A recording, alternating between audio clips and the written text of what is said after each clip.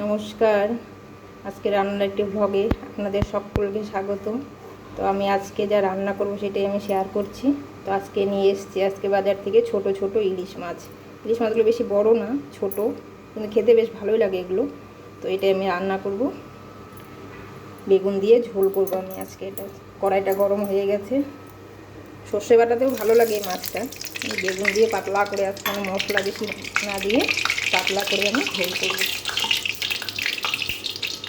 হালকা ভেজে উঠিয়ে নেব মাছগুলোকে।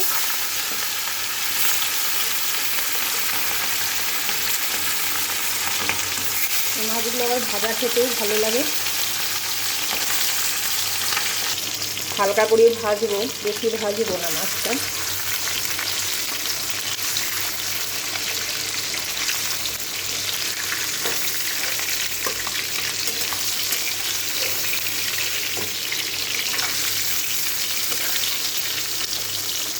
মাথাটা একটু ভাজা হোক।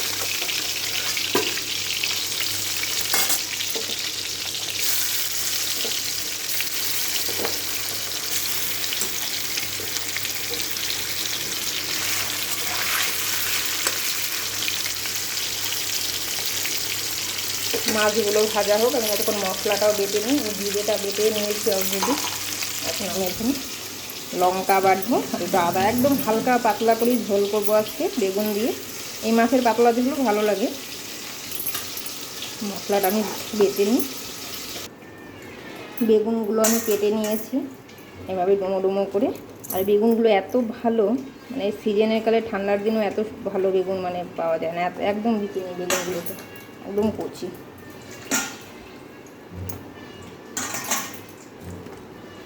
বেগুনগুলো ভেজে উঠিয়ে নিই। কড়াই পুরো গরম হয়ে গেছে।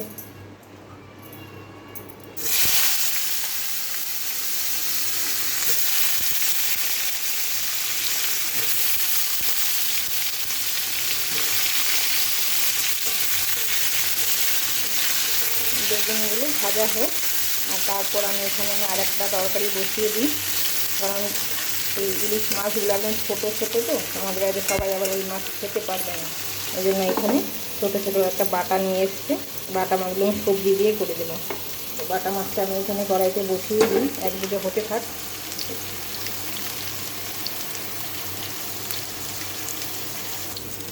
বেগুনগুলো সুন্দরভাবে ভাজাও হয়ে গেছে প্রায়। গ্যাসটা কমিয়ে দিয়ে আমি এখানে মাছ, এইখানে তেলটাও গরম হয়ে গেছে, এগুলো ভেজে নিই।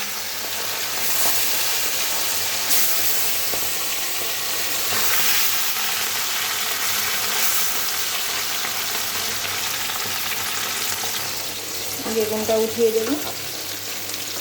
মাছের মনে হচ্ছে তেল বেরিয়েছে, ছোটো মাছ তো মনে হয় তেল বেরিয়ে, তেলটুকু আমি দিলাম, তেলটুকু কিন্তু আমার শেষ হয়নি। অন্য মাছ হলে তো তেল আমাকে আরও দিতে হতো, কিন্তু মাছটা হয়তো ভালোই হবে। ছোটো মাছ এতটা প্রথমে গায়ে লাগাইনি, কিন্তু না, মাছটা গন্ধটাও ভালো বেরিয়েছে। তো এখন আমি জিরে ফোড়ন দিয়ে দেবো। যেটা আমি সর্ষে দিয়ে করছি না, মানে সর্ষে দিয়ে করলে কালো জিরে দিতাম, আমি জিরে ফোড়ন দিচ্ছি।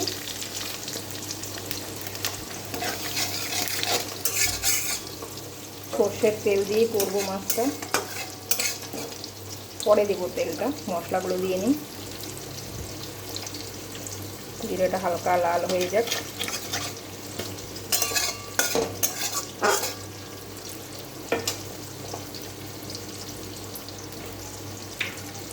এটা হলো জিরে বাটা, এটা আমি জল দিয়ে হালকা করে গুলিয়ে রেখেছি। মশলা একদম কম দেবো। এটা লঙ্কা আর আদা।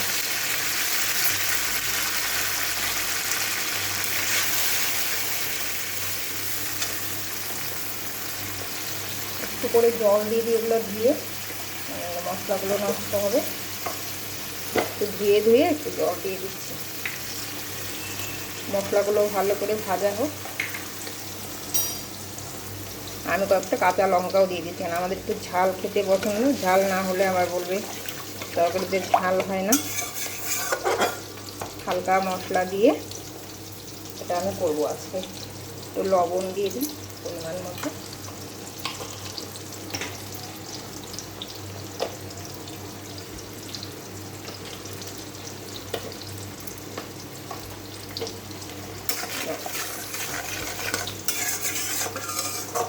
প্রথমে তেলটা দিলাম না, কারণ দিলেই ধোয়া একদম হয়ে যাবে। এখন আমি একটু তেল দিয়ে দিচ্ছি।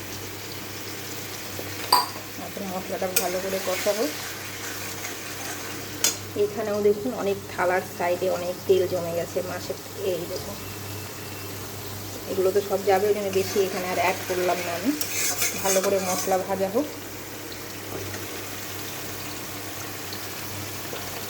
এখানে বাটা মাছটা প্রায় হয়ে যাচ্ছে ভাজা। আমি বাটা মাছগুলো ভেজে ভেজে উঠিয়ে নিই।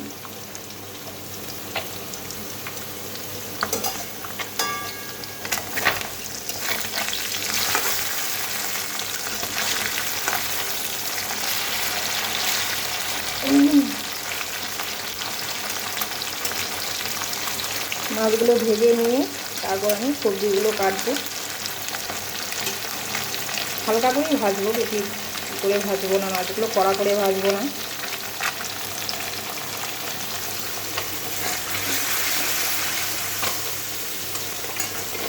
একটু গরম জল করে নিই। মাছের ঝোলে আমি একটু গরম জল দেবো, কারণ সেদ্ধ হওয়ার মতো কোনো সবজি নেই। তো গরম জলটা দিলে এখানে তাড়াতাড়ি হয়েও যাবে, ঝোলটা একটু টেস্টও হয়। ঠান্ডা জল অ্যাড না করে গরম জলটা দিলে ঝোলের টেস্ট একটু আলাদাই হয়। একটু গরম জল করে নিয়ে আসি। মশলা আমার একদম ভাজা হয়ে গেছে, মশলা থেকে তেলও ছেড়ে দিয়েছে। তো এখন আমি মশলাটাকে একটু টেস্ট বাড়ানোর জন্য অল্প আমি মিষ্টি দিয়ে দিচ্ছি। একটু চিনি আমি দিই সব তরকারিতে, এটাতে আমি অল্প মিষ্টি আমি অ্যাড করে দিলাম।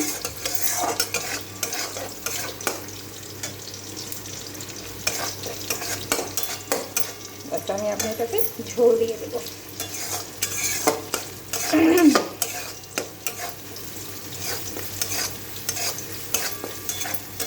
বাটা মাছগুলো ভাজাও হয়ে গেছে, এটাতে ঝোল দিয়ে আমি বাটা মাছের জন্য সবজিগুলো কেটে নেব। তো চা করতে হবে, একটু চায়ের অর্ডারে চাটা করে দিই।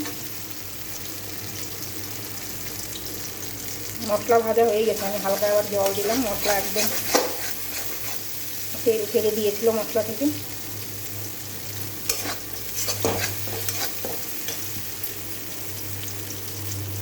এ হলো আমি গরম জল করে নিয়েছিলাম। বলেছিলাম না পাতলা ঝোল, তো পাতলা করেই করবো একদম।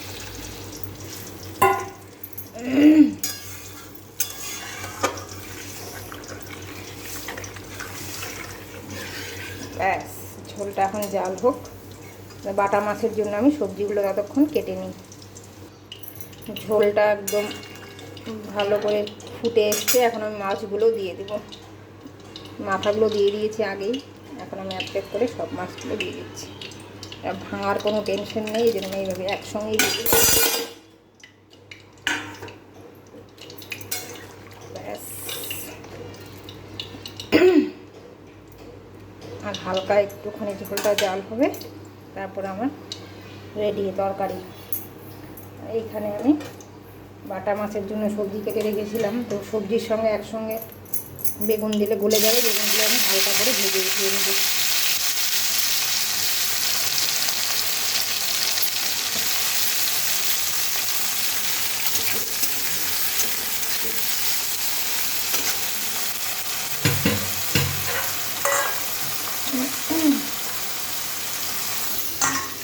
এখানে আমি মূলো আর আলু কাটা আছে, আমি রেখে দিচ্ছি। জলটা ঝরে নিই।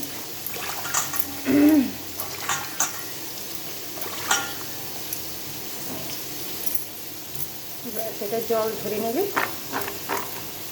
আর একটা বেগুন রয়ে গেছে, ততক্ষণ বেগুনগুলো ভাজা হোক। আমি একটু মশলা করে নিই বাটা মাছের জন্য। এটা তো হালকা মশলা, বেশি মশলা দেবো না। বেগুনগুলো ভাজা হয়ে গেছে, বেগুন উঠিয়ে নিচ্ছি।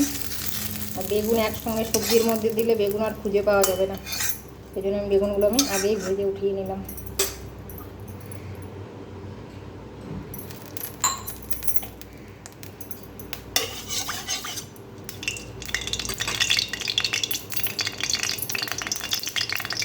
তেলটা হালকা একটু গরম হোক। ইলিশ মাছ আমার হয়ে গেছে, লাল টুকটুকে কালার। এখন আমি এটা করব। হালকা জিরে ফোড়ন দিচ্ছি।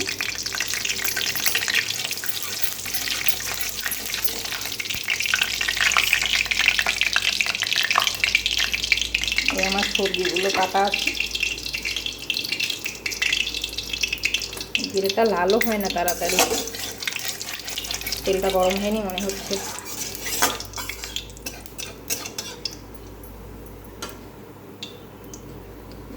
লাল লাল হয়ে গেছে প্রায়। এখন আমি সবজিগুলো দিয়ে দিই। সবজিটা একটু বেশি কেটে ফেলেছি, এতটা সবজি না দিলেও হতো, থাক।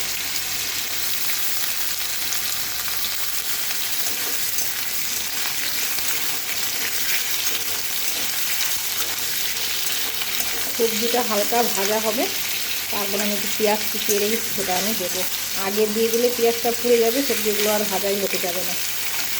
তো আমি এখন এটাকে একটু চা করি, ততক্ষণ সবজিগুলো ভাজা হোক। সবজিগুলো প্রায় হাফ ভাজা হয়েছে, এখনও ভালো করে ভাজা হয়নি। তো আমি এখন যে পেঁয়াজ কেটে রেখেছিলাম, সেই পেঁয়াজটা এখন আমি দিয়ে দেবো। ছোটো মাছে একটু পেঁয়াজ না দিলেও ভালো লাগে না।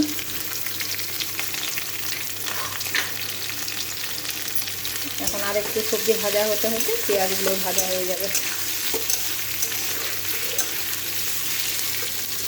এখানে আমি দুধ জল একসঙ্গে দিয়ে দিয়েছিলাম। দুধটা আমার জাল করা নেই, তো একসঙ্গে দিয়ে দিলাম, চাটা একসঙ্গে হয়ে যাবে। এটা ভালো করে ভাজা, সবজি ভালো করে ভাজা না হলে তরকারিটা খেতেও ভালো লাগে না। তো এটা ভালো করে ভাজা হোক। আমি একটু মশলা করে নিই। এই মশলাগুলো একদম লাল পাকা পাকা লঙ্কা দিয়ে করব। সবজিগুলো হাফ ভাজা হয়ে গেছে, এখন একটু হলুদ দিয়ে দিই। আগে একটু হলুদ দিলে সবজিগুলোর কালার আসে। একটু হলুদ দিয়ে আমি আরেকটু ভাজবো, তারপর মশলাটা দেবো। সবজিগুলো ভাজা হয়ে গেছে। এখানে অল্প জিরে বাটা, লঙ্কা আর অল্প আদা বাটা।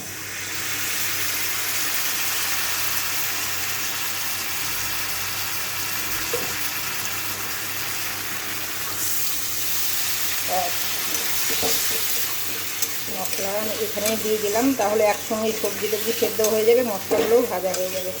সে কারণে আমি বেগুনগুলো আগে ভেজে উঠিয়ে রেখেছিলাম। এখানে হালকা একটু লবণ দিয়ে দিই।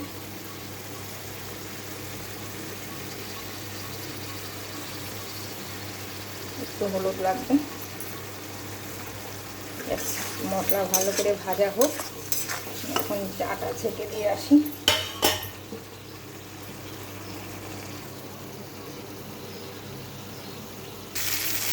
মশলাটা একদম ভালো করে ভাজা হোক। আর মশলা ভালো করে না ভাজলে এগুলো কাঁচা কাঁচা গন্ধ হয়। আজকে সকালবেলায় আমি করে নিয়েছি ডাল, সবজি একটা, তারপর বাজার গিয়ে মাছগুলো আনলো। এবার কুমড়ো ঘন্ট করেছি আজকে, আর ডাল করে নিয়েছি কলার ঠোঁট দিয়ে ডাল।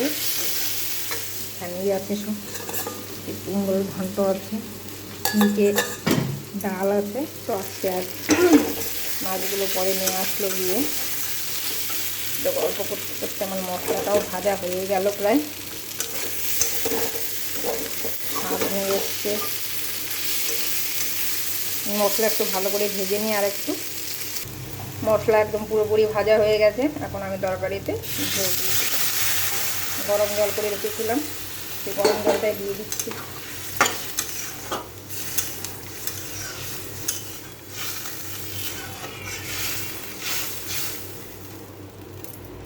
হালকা জাল হোক, তারপরে মাছগুলো দিয়ে দেবো।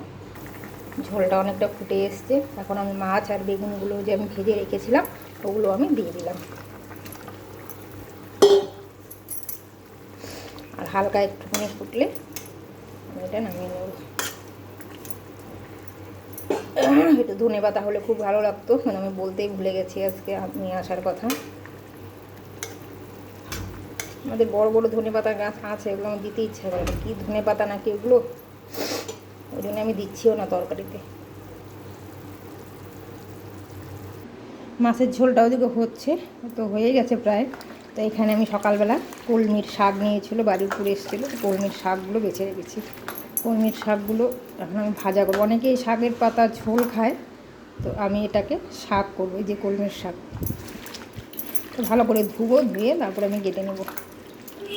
দেখো দেখো মাছটা আমার হয়ে গেছে, বন্ধই করে দিয়েছি। একদম হালকা মাছ, আজকে সবজি একটু বেশি হয়ে গেছে কিন্তু মাছ কম। ব্যাস, এটা ঝোলটাও হয়ে গেল। আর ইলিশ মাছের, ছোটো ইলিশ মাছের ঝোল। আজকের মশলা বেশি কিচ্ছু দিইনি কোনোটাতেই, সব পাতলা, হালকা পাতলা ঝোল। তো এখন আমি শাকটা কাটবো, করবো, অনেকটাই দেরি হয়ে যাবে। তো এখানে আমার কুকিং ব্লগটা আমি শেষ করছি। তো আপনারা সবাই ভালো থাকবেন, সুস্থ থাকবেন, আর আমার পাশে থাকবেন। আমার এই কুকিং ব্লগ আপনাদের ভালো লাগলে আমার চ্যানেলটাকে সাবস্ক্রাইব করে দিয়ে আমার পাশে থাকবেন। আমি আবার আসবো অন্য ভিডিও নিয়ে অন্য দিন। আজকে মতো এখানেই শেষ। নমস্কার।